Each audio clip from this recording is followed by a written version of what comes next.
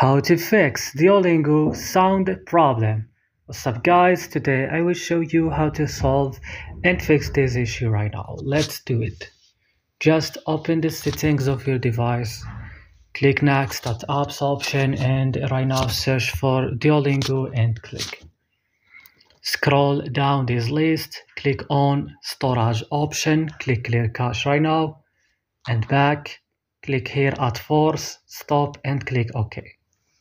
Come to Play Store or App Store, update Duolingo, and after updating the app, restart your mobile phone and that's it.